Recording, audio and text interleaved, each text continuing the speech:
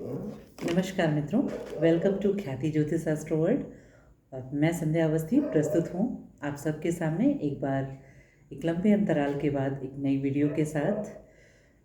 पिछली वीडियो में मैंने आपको बताया था कि शनि और सूर्य प्रधान व्यक्तियों का स्वभाव कैसा होता है, और आज मैं प्रस्तुत हूँ जीवन को जीने का एस्ट्रोलॉजिकल पैटर्न भाग 3 में, यानी बुध प्रधान व्यक्तियों का जीवन कैसा होता है।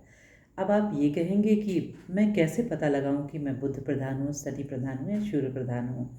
सबसे बड़ी समस्या यहीं पर आती है।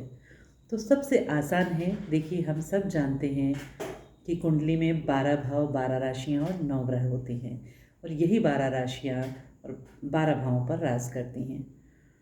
तो आप किस पैटर्न को लेके धरती पर आए हैं, आपके जीवन जीने का उद्देश्य क्या है और क्या होना चाहिए, यही हमें कुंडली सिखाती है। तो कुंडली में एक बार अपने चार्ट को समझने के बाद आप ये समझ जाते हैं कि मैं कौन सा व्यक्ति हूँ। मैं सूर्य प्रधान हूँ, मैं शनि प्रधान हूँ, मैं बुध प्रधान हूँ, या मैं गुरु शुक्र शनि या राहु केतु से ड्रिवन हूँ। मैं किस प्रकार का व्यक्ति हूँ और मैं क्या कर रहा हूँ, मुझे क्या करना चाहिए। जब आपको ये पता चल जाए आप क्या कर रहे हैं और आपको किस दिशा में जाना चाहिए, एक बार जीवन का आपको लक्ष्य मिल जाए, तो मंजिल पाना आसान हो जाता है। स्वामी विवेकानंद जी की इस बात से आप सहमत होंगे कि एक बार लक्ष्य को चुनो और उस पर तब तक चलो जब तक मंजिल आपको ना मिल जाए। बस जीवन जीने के लिए हमें कुंडली भी यही दिशा निर्देश देती है। यदि आप अपनी कुंडली में अपनी बर्थ पैटर्न को देखेंगे तो उसमें कुछ ग्रह आपके बहुत अच्छे होते हैं और कुछ ग्रह आपके कमज़ोर होते हैं। तो वो ये बताती है आप किस नंबर से रूल होते हैं। मैं बहुत सिंपल तरीके से बहुत शॉर्ट में आपको बता देती हूँ कि कुंडली में 12 भाव, 12 राशियाँ और 9 ग्रह होते हैं।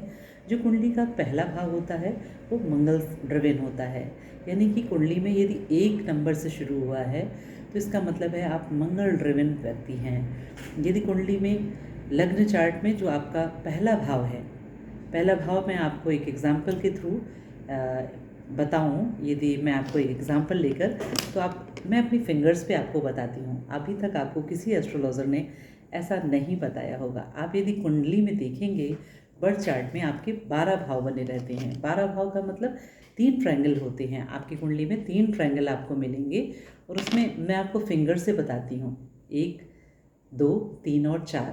ये 4 में आप इनको डिवाइड कर सकते हैं, 3 3 6 3 9 और 3 12।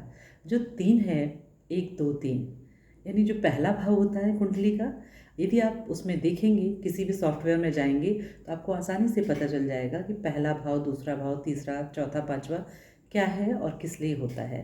तो बस आपको ये देखना है कि आपकी लग्न और राशि क्या है। क्या आपकी लग्न आपका जो पहला भाव है उसमें कौन सा नंबर लिखा है, 1 2 3 4 12 तक लिखा होगा, ठीक है।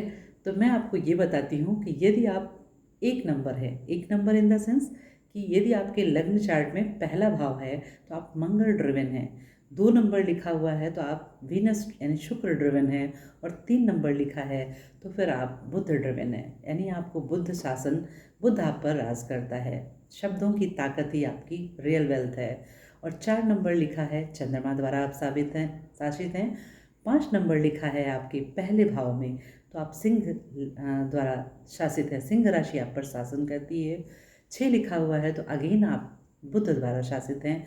7 नंबर लिखा है तो आप वृष राशि के द्वारा गवर्न हैं, तुला राशि में आता है 7 नंबर। और 8 नंबर है तो आप मंगल हैं, यानी आयु भाव का होता है, ये आयु मृत्यु का भाव होता है 8वां, जिस पर मंगल शासन करता है। यानी 1 और 8 मंगल शासन के लिए बने होते हैं, और 2 और 7 ये जो है शुक्र शासन के लिए बने होते हैं। और 3 और 6 नंबर ये दोनों मरकरी रूलर होते हैं। और अब आते हैं 9 नंबर पे। 9 नंबर आपका गुरु, गुरु की राशि होती है, धनु राशि जिसे कहते हैं। और यदि आप धनु ड्रिवन हैं, यानी आप गुरु की उसमें आते हैं, तो गुरु आप पर शासन करते हैं। अब किस तरह के आप व्यक्ति होंगे, आपका स्वभाव उसी तरह से होगा। जैसे आप मंगल ड्रिवन हैं तो आप में साहस होगा, आप में निर्णय लेने की क्षमता होगी।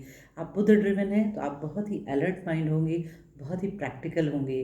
यदि आप बुध ड्रिवन हैं तो आप बहुत ही प्रैक्टिकल और अलर्ट माइंड होंगे। बृहस्पति ड्रिवन है यानी गुरु ड्रिवन है तो तो आप नॉलेज, स्पिरिचुअलिटी इससे बिलोंग करते होंगे। वहीं पर यदि आपकी कुंडली में 10 नंबर लिखा हुआ है तो इसका मतलब है आप मकर राशि के व्यक्ति हैं, जो कि मैं भी हूँ। मैं भी मकर राशि से शासित हूँ, यानी शनि देव मेरे रूलर है। और 11 नंबर भी शनि के क्षेत्र में आता है। तो जिन भी व्यक्तियों की राशि मकर या कुंभ होती है उनको शनि गवर्न करते हैं। वहीं पर यदि आपका 12 नंबर है तो 9 और 12 राशियाँ गुरु के अंदर आती हैं। गुरु इनको गवर्न करते हैं। आप गुरु गवर्न होते हैं तो आपका नेचर आध्यात्मिक होता है, रिलीजियस होता है, आप गिवर होते हैं, आप टेकर नहीं होते, आप गिवर होते हैं और आपकी सलाह से सभी प्रभावित होते हैं। तो इस तरह से जिस तरह से 12 भाव 12 राशियाँ होती हैं और इनका स्वामी होता है और 9 ग्रह इन पर रूल करते हैं। आपका जो मैंने बताया मंगल, इसकी 2 राशियाँ हैं, पहली और 8वीं। दूसरा है आपका बुध, इसकी भी 2 राशियाँ हैं, तीसरी और छठी। गुरु, जिसकी भी 2 राशियाँ हैं, 9 और 12, यानी धनु और मीन राशि। वहीं पर शनि 10 और 11, शनि की भी 2 राशियाँ होती हैं। तो आप किस प्रकार के व्यक्ति हैं, मतलब जैसे कहने का मेरा मतलब है कि यदि आपकी राशि 1 या 8 है, यानी आप वृश्चिक लग्न के हैं और या फिर आप मेष लग्न के हैं, इसका मतलब है कि आप मंगल ड्रिवन हैं। वहीं पर यदि आप 2 और 7 से ड्रिवन हैं तो आप शुक्र आपके शासक हैं, आप में शुक्र का प्रभाव होगा। यदि आपका नंबर 3 या 6 लिखा हुआ है तो आप बुध द्वारा शासित हैं, यानी बुध प्रधान व्यक्ति हैं। और वहीं पर यदि आपका 4 लिखा है तो आप चंद्रमा से शासित हैं, चंद्रमा का स्वभाव होगा। चंद्रमा यानी 16 कलाओं से युक्त, मूड स्विंग, ये आपके स्वभाव में होंगे। केयरिंग, लविंग, मदरहुड होगा आपके अंदर बहुत अच्छा। वहीं पर आप 5 नंबर यानी सिंह राशि से रूल करते हैं। यदि वहाँ पर 5 नंबर लिखा है और आपकी राशि भी सिंह है और आपका लग्न भी सिंह है तो फिर आपको संभालना बहुत मुश्किल है। और वहीं पे यदि 6 और 3 यानी बुध के नंबर आ गए तो बुध का आप पे शासन होगा। और वहीं पर आपका गुरु, मैंने बताया आपको, सॉरी, धनु और मीन ये दोनों गुरु के अंदर आते हैं। शुक्र के अंदर 2 और 7 आता है, बुध के अंदर 3 और 6 आता है और शनि के अंदर 11 और 10 आता है, यानी मकर और कुंभ। और शनि, ये चंद्रमा और सूर्य, इनके पास एक एक राशि होती है। कर्क राशि चंद्रमा की है और सिंह राशि उसका स्वामी सूर्य होता है। तो सिंह राशि के लोग जो होते हैं सूर्य प्रधान होते हैं, कर्क राशि के लोग चंद्रमा प्रधान होते हैं और मिथुन और कन्या राशि के लोग बुध प्रधान होते हैं। तो आज मेरी वीडियो है बुध प्रधान व्यक्तियों के लिए। यदि आपका भी स्वामी बुध है, यदि आप भी जेमिनाई हैं या वर्गो साइन के हैं, एक थोड़ा सा डिफरेंस बता दूं कि जेमिनाई और वर्गो में थोड़ा सा डिफरेंस होता है। जहाँ पर जेमिनाई कम्युनिकेशन में एक्सपर्ट होता है, वहीं पर कन्या वर्गो अलर्ट माइंड होता है, होशियार और चालाक किस्म का व्यक्ति होता है। ये जातक हर काम को करने के पहले बहुत सूझबूझ रखता है।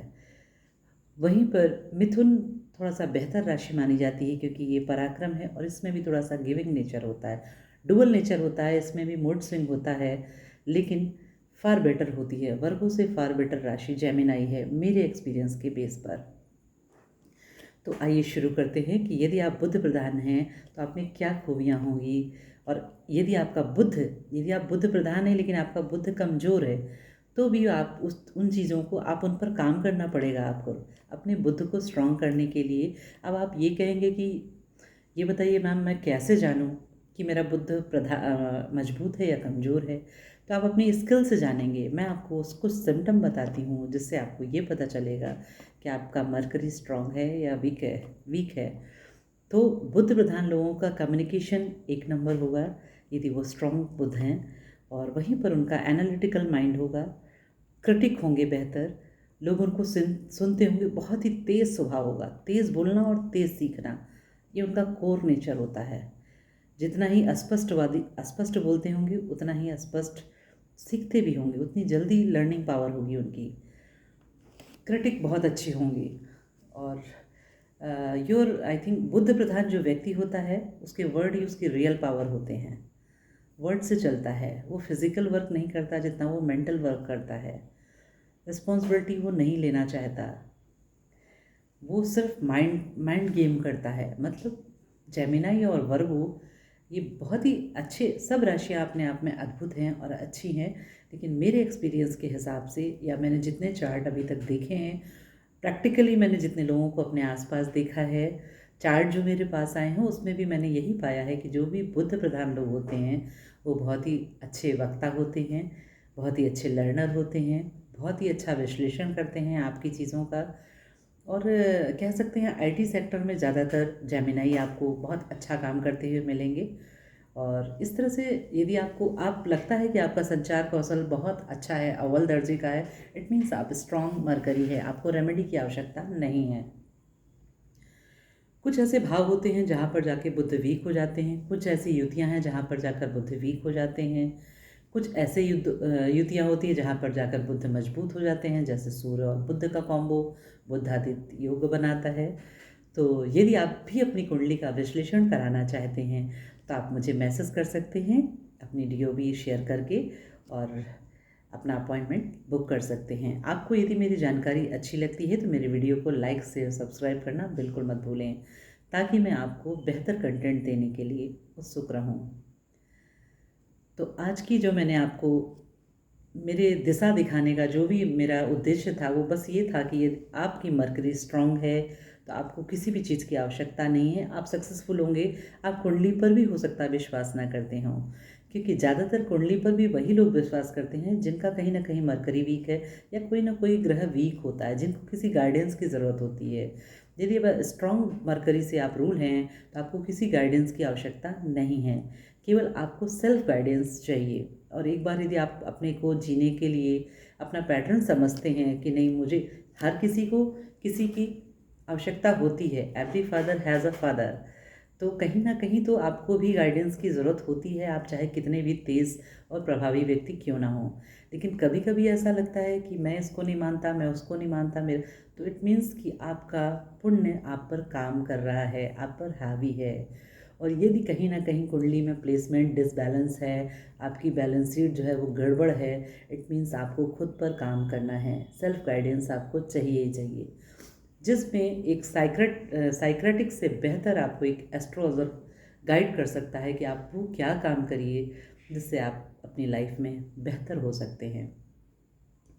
तो आज मैंने बात करी बुद्ध प्रधान लोगों की, और स्पेशली आप कोई सजेशन चाहते हैं, कोई चार्ट को एनालिसिस कराना चाहते हैं तो आप मुझे संपर्क कर सकते हैं।